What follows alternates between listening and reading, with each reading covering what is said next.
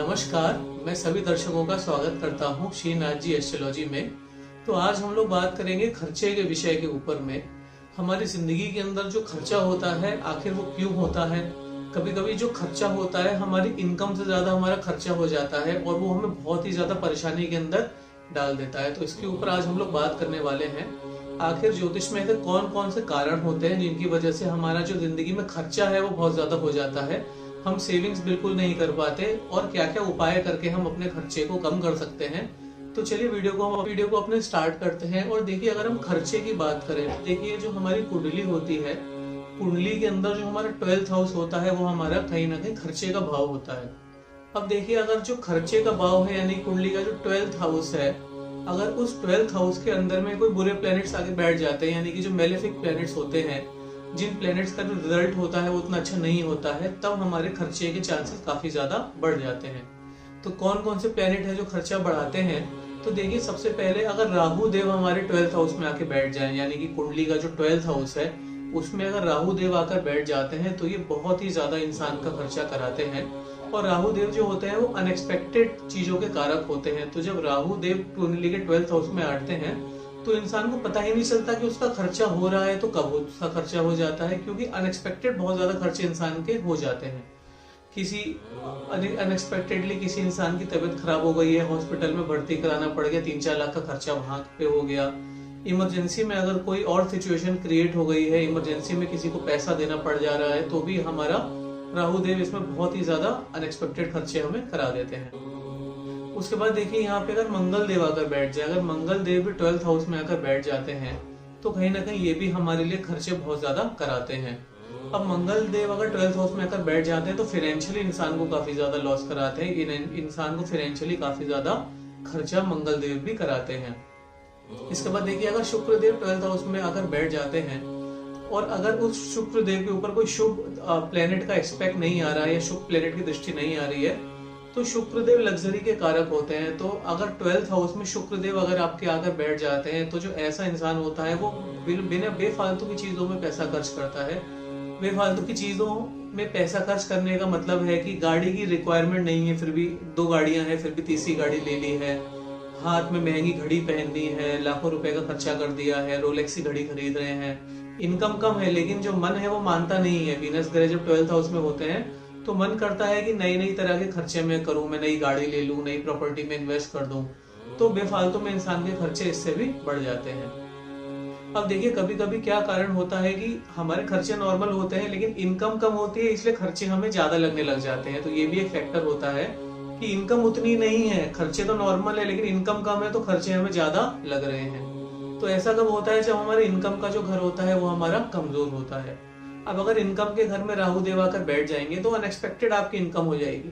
महीने में 1 या 2 दिन पैसा आ रहा है, बाकी के 28 दिन सूखा पड़ा हुआ है, आपको पैसा आ ही नहीं रहा है। तो ऐसा हो जाता है जब राहु देव 11th हाउस में आकर बैठ जाते हैं। उसके बाद में अगर 11th हाउस में हमारे मंगल देव आकर बैठ जाते हैं तो भी हमें काफी ज्यादा जो इनकम है उसमें प्रॉब्लम देखने को मिलती है। इसके साथ में अगर 11th हाउस में हमारे केतु ग्रह आ जाते हैं तो देखिए, केतु ग्रह का काम क्या होता है? बहुत ज्यादा फ्लक्चुएशन क्रिएट करते हैं। तो केतु ग्रह फ्लक्चुएट कर देंगे हमारे इनकम को, कभी इनकम बहुत ज्यादा हो रही है, कभी इनकम कम है। राहु केतु दोनों का यही काम है, इनकम को फ्लक्चुएट कर देना, इनकम को कम या ज्यादा कर देना। तो ऐसे में इंसान की इनकम भी बढ़ नहीं पाती है, और इनकम नहीं बढ़ पाती है तो नॉर्मल खर्चे भी इंसान को ज्यादा लगने लग जाते हैं। तो ये 2 केस हमने देखे कि 12th हाउस अगर इंसान का कमजोर है तो अनएक्सपेक्टेड खर्चा इंसान का हो जाता है, 11th हाउस इंसान का कमजोर है तो इनकम ही कम रहती है, जिसकी वजह से जो खर्चा है उसे ज्यादा लगने लग जाता है।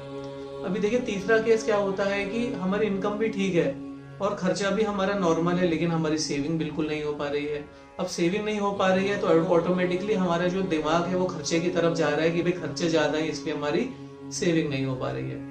अब देखिए, अब अगर हम सेविंग की बात करें, हमारा जो बैंक बैलेंस की बात करें, तो इसमें हमारे जो कुंडली का 2nd हाउस होता है वो बहुत ज्यादा इंपॉर्टेंस भूमिका यहाँ पर निभाता है।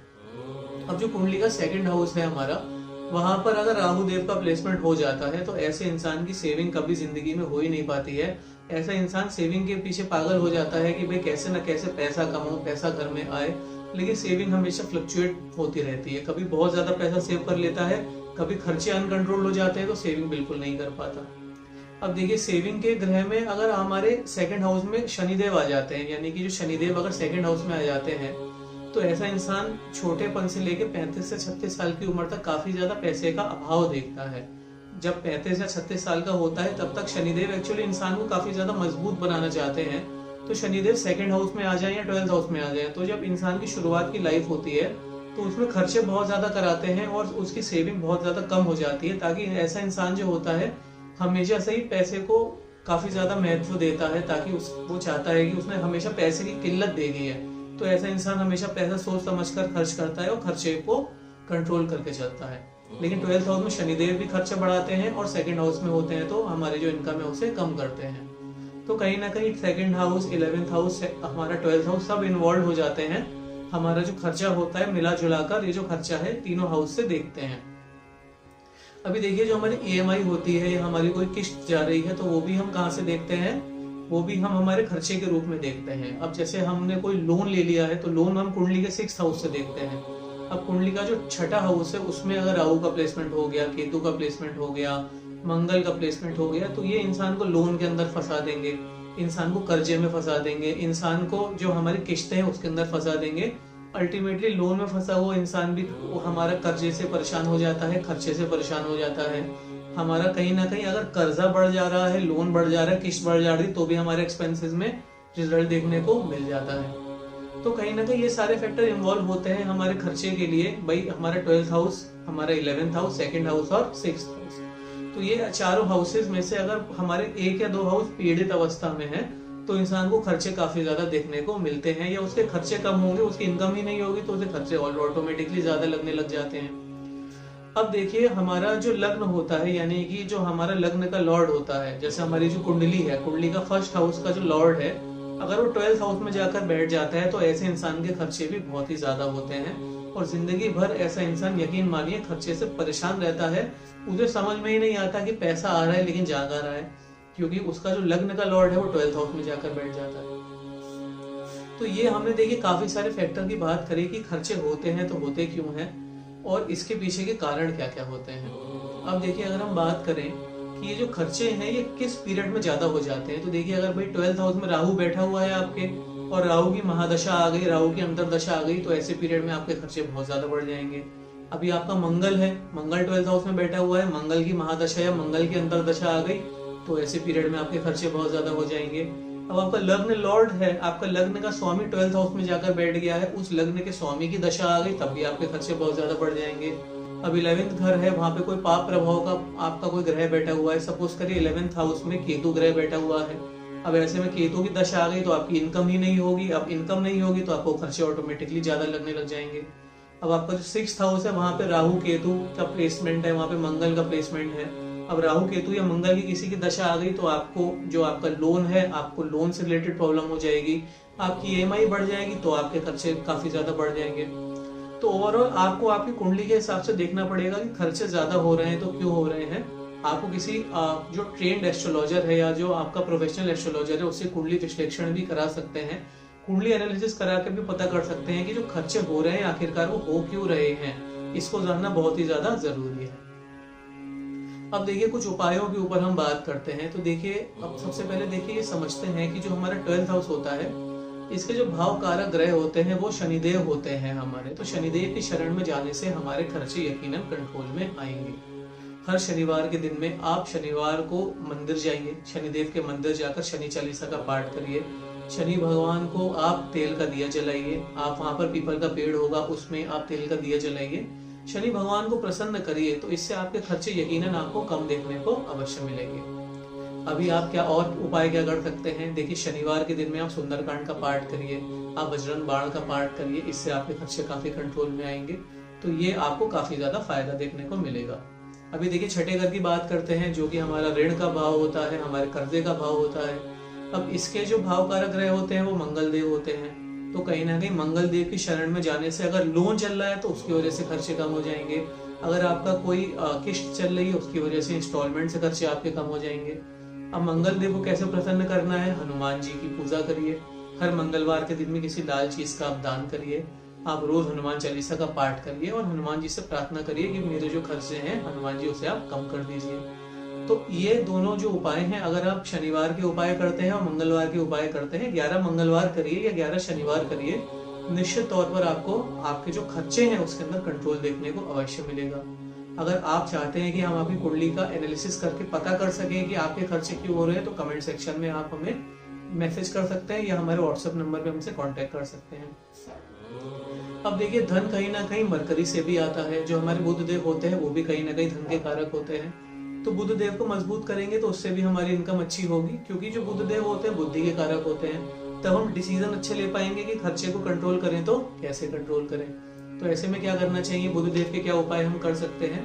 तो बुध देव के उपाय करने के लिए बुधवार के दिन में आप गणपति और अथर्वशीष का पाठ करिए, गणेश भगवान की उपासना करिए, गणेश भगवान की शरण में जाइए। तो ऐसे आपके बुध देव काफी ज्यादा अच्छे हो जाएंगे और उससे भी आपको जो खर्चे हैं उसके अंदर कंट्रोल देखने को मिलेगा। अब बुध देव से इनकम बढ़ेगी तो आपके जो खर्चे हैं ऑटोमेटिकली आपको कम होते नजर आ जाएंगे। उसके बाद जो देव गुरु बृहस्पति होते हैं वो भी कहीं ना कहीं हमारे जो इनकम है उसको काफी ज्यादा एक्सपेंड करने का काम करते हैं। तो ऐसे में गुरुवार के दिन में अगर आप गुरु विष्णु सहस्त्रनाम का पाठ करते हैं, अगर आप देवगुरु बृहस्पति की उपासना करते हैं, तो इससे भी खर्चे आपके काफी ज्यादा कंट्रोल हो जाएंगे। इनकम में भी ग्रोथ होगी तो खर्चे भी आपके उससे काफी ज्यादा कम हो जाएंगे। अब देखिए, अगर शुक्र ग्रह की बात करें तो अगर आपके खर्चे कम है लेकिन अगर आप बहुत ही ज्यादा फिजूल की चीजों में पैसा खर्च कर रहे हैं, आपको किसी चीज की रिक्वायरमेंट नहीं है लेकिन आप उस पर पैसा खर्च कर रहे हैं, तो कहीं ना कहीं आपको शुक्र ग्रह से पीड़ित है। शुक्र ग्रह को आपको मजबूत बनाना चाहिए। तो शुक्र ग्रह को आप कैसे मजबूत बना सकते हैं, देखिए उसके लिए आप शुक्रवार के दिन में आप सफेद चीजों का दान करिए, आप लक्ष्मी माता की उपासना करिए और आप घर की जो भी स्त्रियां हैं उनकी बहुत ज्यादा इज्जत करिए। इससे भी शुक्र ग्रह काफी ज्यादा आपके मजबूत अवस्था में आ जाएंगे और अपने जो बुरे प्रभाव है वो देना बंद कर देंगे आप। तो ये हमने बहुत ही डिटेल में बात करी कि जो खर्चे होते हैं वो क्यों होते हैं, उनके पीछे के कारण क्या होते हैं और निवारण क्या क्या हो सकते हैं, उसके उपाय क्या क्या हो सकते हैं। वीडियो आपको अच्छा लगा तो प्लीज लाइक शेयर सब्सक्राइब कर दीजिएगा। अपने फ्रेंड्स के साथ भी शेयर करिए, परिवार में किसी के खर्च ज्यादा है उनके साथ भी शेयर करिए ताकि वो भी इसका बेनिफिट ले सके। और अगर आपको वीडियो अच्छा लगा तो प्लीज इसे लाइक शेयर सब्सक्राइब जरूर करिएगा ताकि बाकी लोग भी इसका बेनिफिट ले सके। Thank you so much for watching. नमस्ते।